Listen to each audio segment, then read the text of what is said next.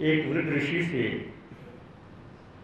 एक जिज्ञासु ने पूछा, मुमुक्षु ने पूछा, भंते, इस संसार में सबसे विशाल क्या है, सर्वोत्तम?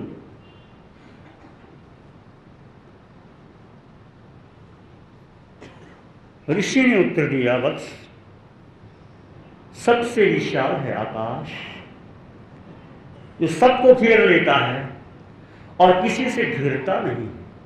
आप देखो आकाश कितना अंतहीन, असीम, आनंद, छोर का पता ही नहीं लगता।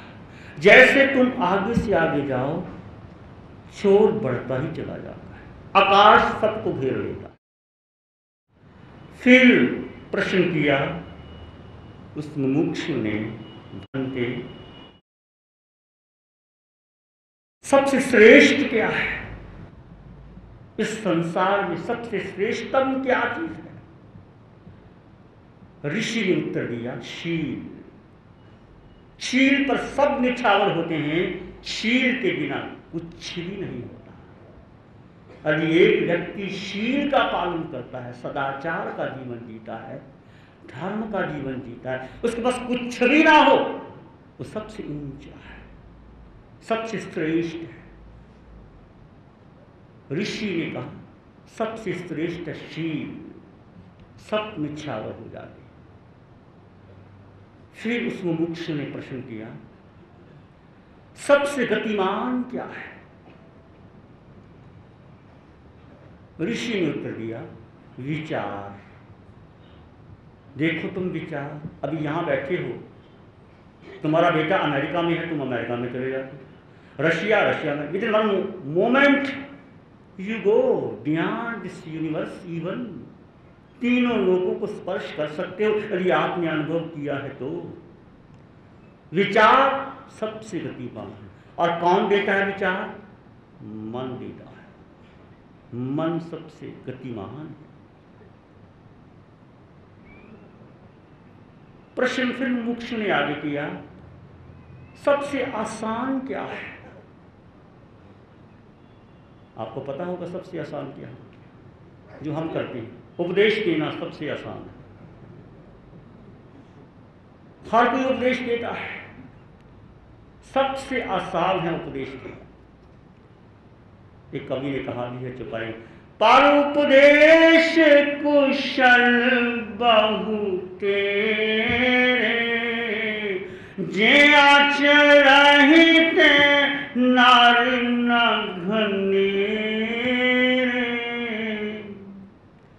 पर उपदेश कुशल बहु तेरे, जे आचरहित नर न घनेरे। किसी को उपदेश देना बड़ा सरल है।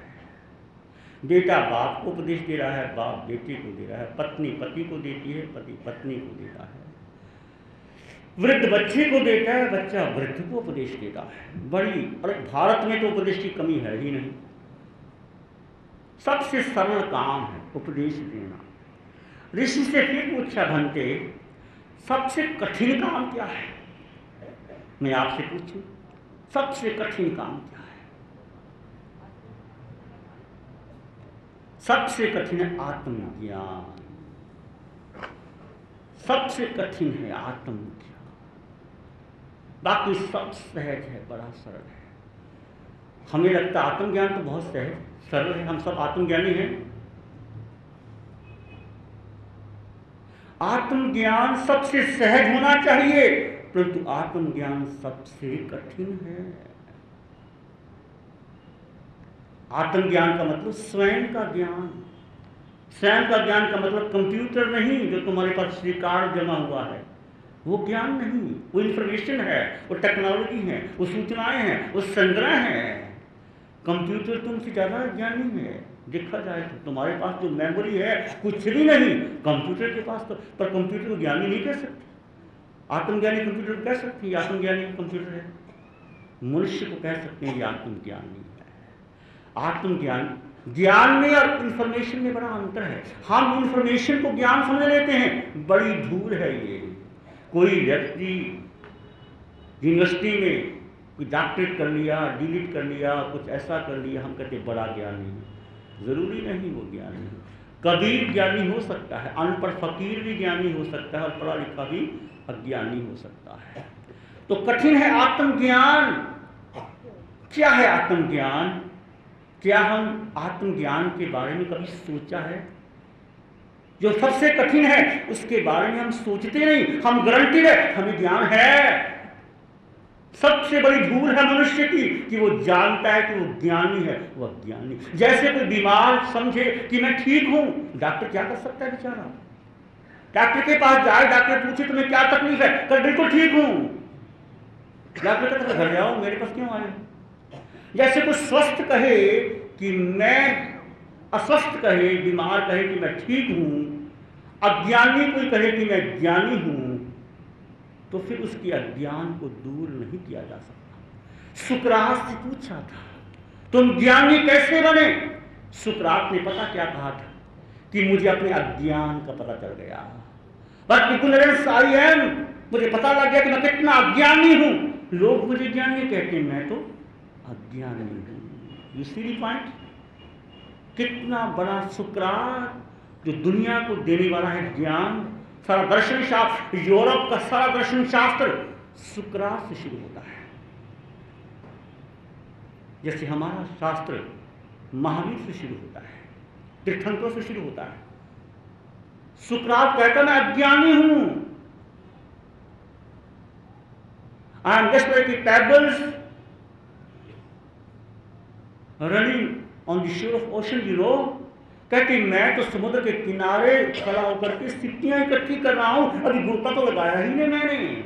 जितना तुम ज्ञानी बनोगे उतने विनम्र हो जाओगे, अहंकार टूट जाएगा, किसी के प्रति द्वेष नहीं रहेगा, हाथ जुड़ जाएंगे, भीतर में मैत्रता आ जाएगी, आंखों में आंसू बह जाएंगे, जो कुछ बोलोगे वो प्रार्थना हो जाएगी। यह आत्मज्ञानी का लक्षण है। उसके भीतर रत्ती भर भी किसी के प्रति द्वेष नहीं रहता, क्रोध नहीं रहता, अहंकार नहीं रहता, और किसी को दोषी नहीं कहता। आत्मज्ञानी का सबसे पहला लक्षण ये है, यदि मैं किसी को कहता ये दोषी है, समझो उस क्षण में अज्ञानी हूं। महावीर ने किसी को दोष दिया, भगवान ऋषभ ने दोष दिया कि मुझे 1 वर्ष तक भोजन नहीं मिला। कैसे लोग हैं ये? भगवान ने कहा कोई दोषी नहीं, मेरा कर्म, मेरा संस्कार। और कर्म भी क्यों? कि तुम अज्ञानी हो। कर्म के कारण कोई दुखी नहीं होता, दुख होता अज्ञान के कारण। तुम समझते हो मैं ज्ञानी, तुम अज्ञानी हो, और समझ लिया अज्ञानी हो। तुम्हारे पास कंकर पत्थर तुमने इकट्ठे किए हो और तुमको पता नहीं, तुमने संभाल के रखे कि हीरे जवाहरात है। किसी जौहरी की दुकान पे जाते हो और वो कहता है कंकर पत्थर, तुम उठा के फेंक देते हो। पता लगता है ये तो कंकर पत्थर बरसों से इकट्ठे किए थे, उसको उठा के फेंक दिया। जौहरी का रास्ता, ये हीरे नहीं, चमकते हैं हीरे जैसे, हीरे नहीं है। हीरे का तो और मूल्य होता है, उसकी और गहराई होती है। तो आत्मज्ञान सबसे कठिन है। तुम लेना चाहोगे? प्यास जागी है। हमने तो मान के चल बैठे कि हम ज्ञानी हैं, तो प्यास जागेगी कैसे? कभी सोचा ही नहीं कि मैं अज्ञानी हूं, मैं कुछ नहीं जानता। अरे ये बात जीवन में आ जाए कि मैं कुछ नहीं जानता, मैं अज्ञानी हूं, तो सारा घर स्वर्ग हो जाए, समाज मेरा स्वस्थ हो जाए, देश में शांति आ जाए।